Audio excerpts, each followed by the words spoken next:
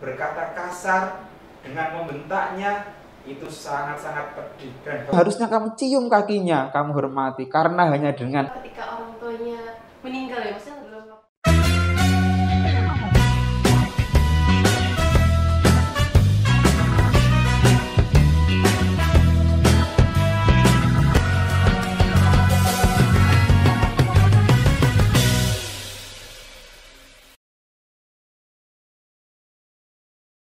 Assalamualaikum Ustadz. Waalaikumsalam. Gimana kabarnya nih Ustadz? Alhamdulillah sehat-sehat, Mbak. Alhamdulillah baik-baik. Gimana sih kesibukannya Ustadz akhir-akhir ini?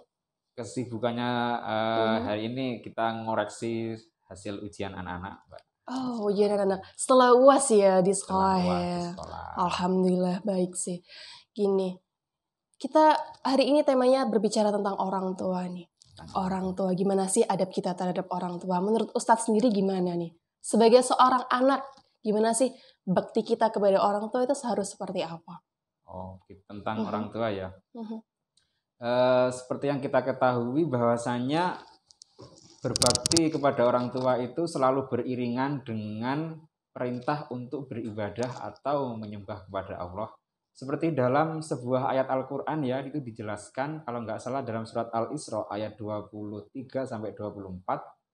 Wa qadha rabbuka alla ta'budu illa iyyah wa bil walidaini ihsana. Jadi perintah yang pertama, wa qadha rabbuka alla ta'budu illa iyyah. Di situ Allah memerintahkan kepada kita atau kepada hambanya untuk beribadah atau menyembah kepada Allah. Kemudian dilanjutkan setelah itu wabil walidaini ihsana. Perintah yang beriringan selanjutnya yaitu kita diperintahkan untuk berbuat baik. Bahkan di situ maknanya adalah berbakti. Berbakti kepada orang tua ihsanan dengan cara yang baik. Ya.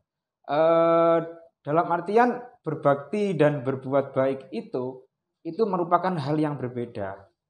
Jadi kalau berbuat baik itu hanya kita semisal mengasih materi kepada orang tua, kemudian kita membantu orang tua. Tapi kalau berbakti itu lebih dari itu. Bahkan menurut Profesor Dr. Quraisy Shihab itu berbakti itu adalah ketika anak dan orang tua itu selalu bersama beriringan sehingga anak itu tidak perlu disambati ya, cara bahasa Jawa ini, disambati dengan kondisi orang tua, anak akan mengerti dan mau membantu orang tuanya. Iya, berbicara tentang membantu ke orang tua nih. Kita pasti sering ya mendengar bahwasanya ada sebuah kata patuhilah ibumu, patuhilah ibumu, patuhilah ibumu baru bapakmu. Yeah. Nabi Muhammad kan pernah mengajarkan itu ya Ustadz ya. Yeah. Kalau menurut Ustadz sendiri nih, bakti ke ibu itu seperti apa sih? Surga di bawah telapak kaki ibu. Pasti kita sering mendengar itu ya. Yeah. Menurut Ustadz sendiri bagaimana itu? Surga di telapak kaki ibu ini menurut beberapa hadis yang sudah sering kita dengarkan itu kan ada hadisnya itu al-jannatu tahta aqdamil ummahat. Padahal sebenarnya bukan itu maksudnya. Maksudnya bukan seperti itu lafadznya. Tapi konteksnya sama. Jadi kaitannya dengan hadis surga di bawah telapak kaki ibu itu adalah di mana di situ Rasulullah itu dulu ketika mau berperang ada salah satu sahabatnya ingin ikut berperang. Kemudian Rasulullah menjawab pertanyaan sahabatnya itu, apakah orang tuamu masih ada? Dan sahabatnya menjawab, iya masih ada. Akhirnya Rasulullah memerintahkan kepada sahabatnya itu untuk pulang menemui orang tuanya dan disuruh untuk berbakti kepada orang tuanya.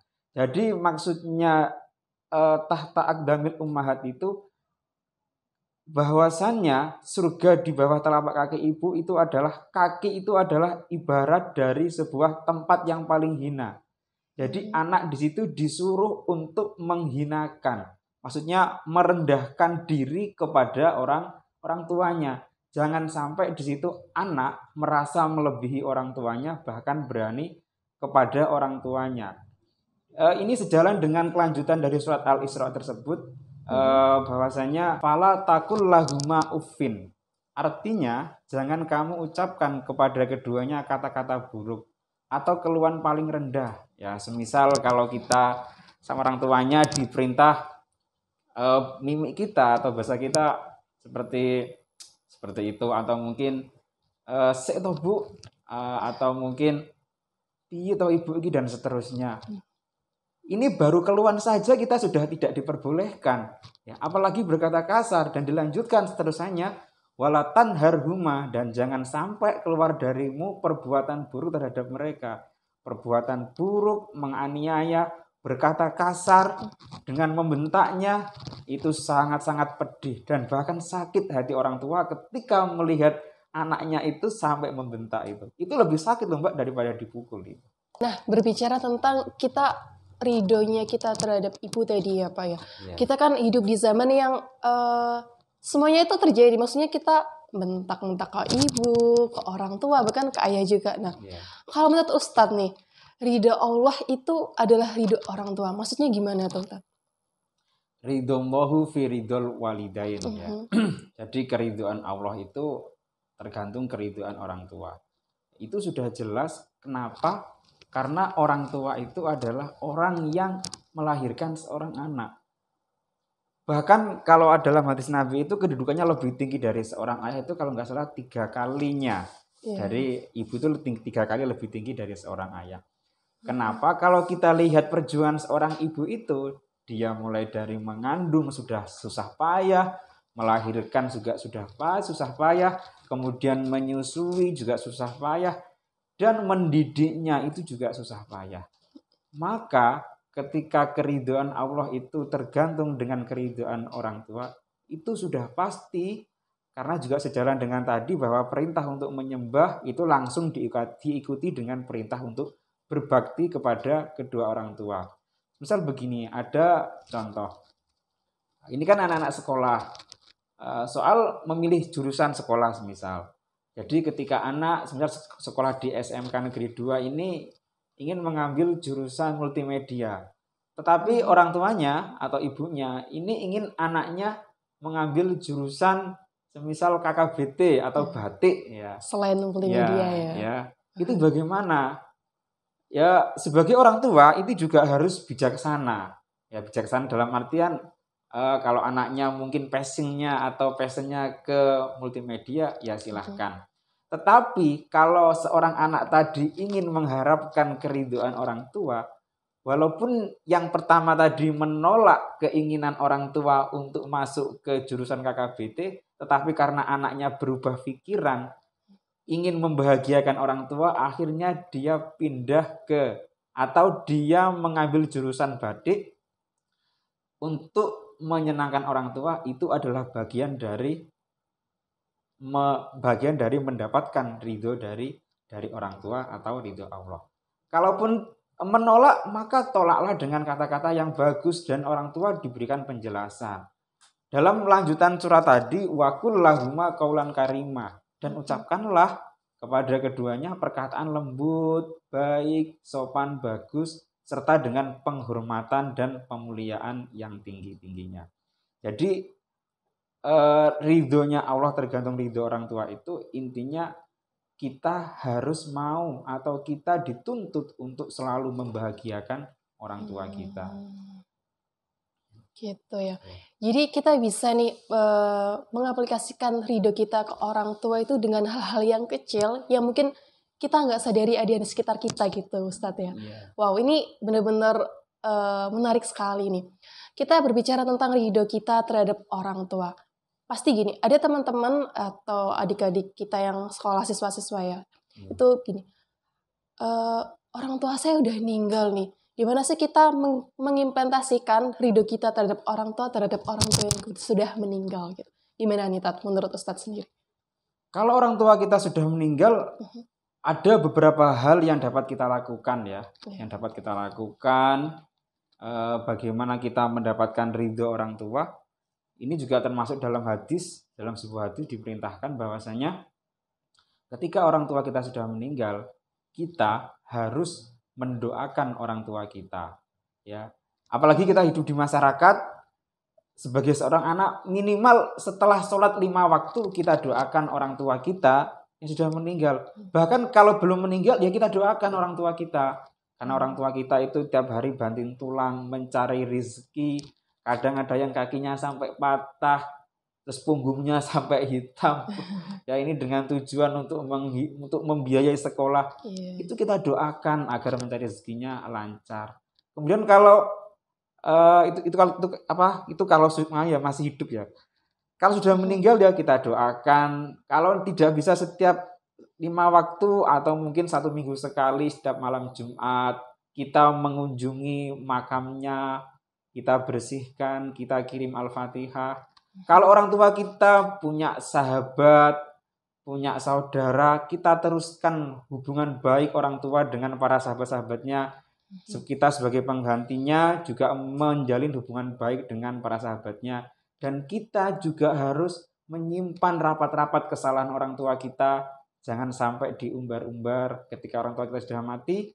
Jangan sampai sebagai anak ini malah menikmati, kalau sekarang ini rame ya rebutan warisan itu ya. Iya, benar-benar. Menikmati warisan dengan seenaknya sendiri tanpa kita memandang orang tua kita sudah meninggal. Itu orang tua melihat dari alam barzah itu, oh anaknya bisa hidup rukun, itu sudah seneng orang tua itu ya, hidup rukun dengan saudaranya, melanjutkan hubungan baik saudaranya, menjalin silaturahim dengan tetangga orang tuanya. Itu mungkin beberapa cara yang dapat dilakukan oleh seorang anak ketika orang tuanya sudah meninggal. Artinya kita nggak harus berdoa untuk orang tua ketika orang tuanya meninggal ya, maksudnya dalam waktu mereka masih hidup kita juga bisa mendoakan mereka ketika harus. Waktu sholat begitu ya.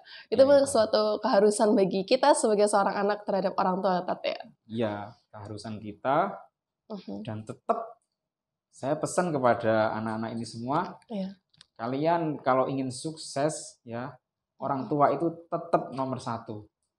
Doanya orang tua itu doa yang paling mandi ya. Bahkan saya pernah mendengarkan sebuah podcast ya, podcastnya milik Habib Zain itu mengatakan bahwa ibu, itu kan kemarin ada sebuah ulama yang sampai dicium-cium kakinya itu. Kemudian Habib Zain itu menanggapi, kamu kenapa kok mencium ulama-ulama itu? Kamu nggak tahu ya bahwa ibu itu adalah malaikat. Itu yang harusnya kamu cium kakinya, kamu hormati. Karena hanya dengan ibu, orang itu akan menjadi lebih sukses dan lebih sukses. Dan saya sendiri ini sudah membuktikan sendiri ya bahwa karena ibu ini perjalanan hidup saya dan karir saya ini sekarang ya semakin lebih baik lah, semakin lebih baik. Gitu. Jadi berdasarkan pengalaman Ustadz Mustangi juga ya, maksudnya ibu ini berperan baik banget terhadap kehidupan Ustadz ya. Maksudnya perjalanan karir juga ada pengaruh dari ibu juga ya? Iya, perjalanan karir, kemudian jodoh, kemudian yang lainnya itu juga ibu. Ya. Mbak Fadila, tahu ya bahwasanya saya ini ketika dulu saya ini mau masuk ke perguruan tinggi, ini orang tua saya ketika saya pertama kali daftar kuliah, orang tua saya bilang begini, habis kuliah besok jadi pegawai negeri gitu. Padahal saya nggak pernah membayangkan bahwasanya saya ini habis kuliah mau ngapain, ini nggak pernah membayangkan. Jadi orang tua saya itu berkata seperti itu, kemudian 5 tahun setelah saya kuliah. Jadi saya kuliah 4 tahun, setelah itu jarak 1 tahun kuliah saya selesai. Allah mengaturnya bahwa ini tuh maksud dari doa ibu saya ternyata. Dan alhamdulillah saya mengucapkan terima kasih kepada ibu saya. Alhamdulillah banget ya. Artinya itu dari ucapan ibu, doa ibu yang waktu itu alhamdulillah diijabah ya. Langsung sekarang jadi keterima jadi pegawai negeri. Teman-teman bisa ngikutin nih pentingnya kita terhadap orang tua. Gimana sih cara kita berbakti kepada orang tua? Gimana sih cara kita selalu always ingat orang tua itu ada di sisi kita gitu. Doa mereka itu sangat penting banget terhadap kita, terhadap perjalanan karir kita, terhadap kehidupan kita untuk kedepannya. Terima kasih Pak Mustangin ya, Ustadz Mustangin, terima kasih banget atas waktunya. Kita ngobrol-ngobrol santai kayak gini, alhamdulillah banget sih kita dapat pelajaran baru, kita dapat ilmu baru yang tentunya bisa kita buat teman-teman, buat teman adik-adik, buat siswa-siswa di SMK Negeri 2 Mabadi Ulisan Tegalsari tentunya bisa dicontoh nih seperti apa sih seharusnya kita terhadap orang tua kita. Pentingnya orang tua terhadap kesuksesan jalan karir kita, kehidupan kita. Terima kasih Pak Mustangin, selamat siang juga ya, mohon maaf. Kita teman-teman, wassalamualaikum warahmatullahi wabarakatuh.